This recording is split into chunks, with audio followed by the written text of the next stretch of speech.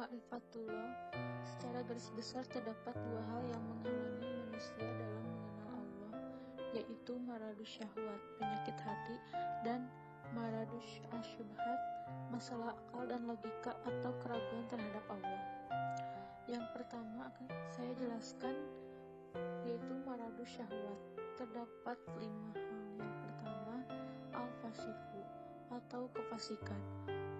Fasik adalah orang yang senantiasa melanggar perintah dan larangan Allah, bergelimang dengan kemaksiatan, serta senantiasa berbuat kerusakan di bumi. Al-Quran Surat Al-Hasyr ayat 19 menjelaskan, "Dan janganlah kamu seperti orang-orang yang lupa kepada Allah, lalu Allah menjadikan mereka lupa kepada mereka sendiri. Mereka itulah orang-orang yang fasik."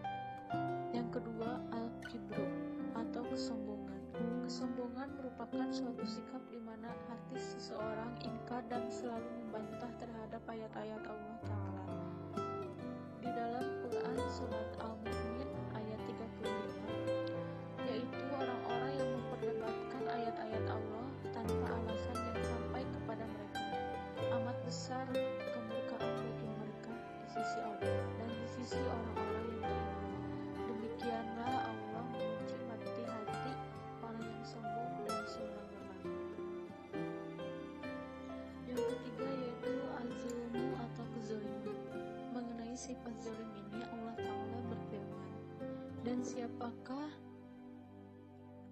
yang lebih zalim daripada orang yang telah diperingatkan dengan ayat-ayat Tuhannya, kemudian ia berpaling daripadanya.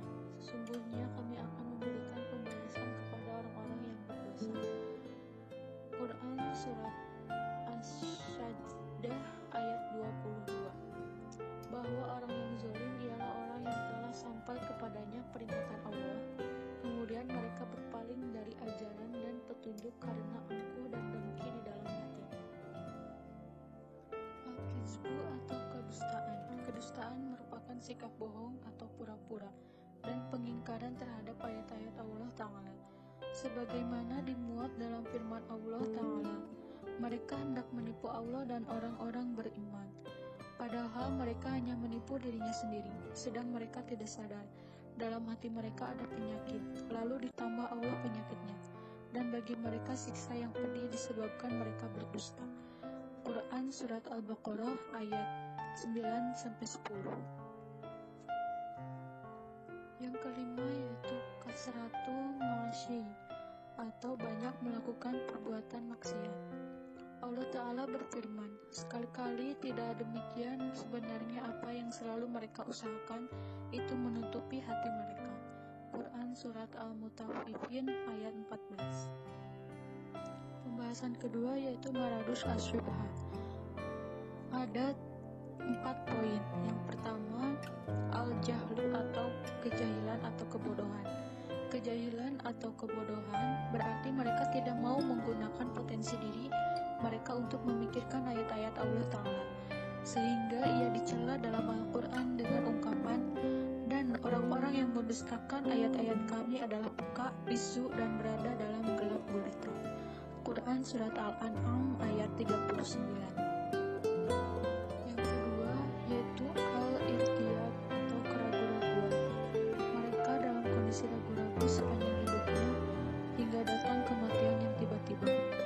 Allah Ta'ala berfirman, "Dan senantiasalah orang-orang kafir itu berada dalam keraguan-raguan terhadap Al-Quran, hingga datang kepada mereka saat kematiannya dengan tiba-tiba, atau datang kepada mereka azab hari kiamat." Quran Surat Al-Hajj ayat 55. Yang ketiga, al-inhiraf atau penyimpangan. Allah Ta'ala berfirman, "Tetapi karena mereka melanggar janjinya, kami kutuk mereka dan kami jadikan hati mereka keras membatu." Mereka suka merubah perkataan Allah dari tempat-tempatnya, dan mereka sengaja melupakan sebagian dari apa yang mereka telah diperingatkan dengannya. Dan kamu Muhammad senantiasa akan melihat kekhianatan dari mereka kecuali sedikit di antara mereka yang tidak berkhianat. Maka maafkanlah mereka dan biarkanlah mereka. Sungguhnya Allah menyukai orang-orang yang berbuat baik. Quran Surat Al-Maidah ayat 13. Yang terakhir yaitu al-ghaflah atau kelalaian. Karena kebodohan mereka itu membuat mereka lalai atau lengah.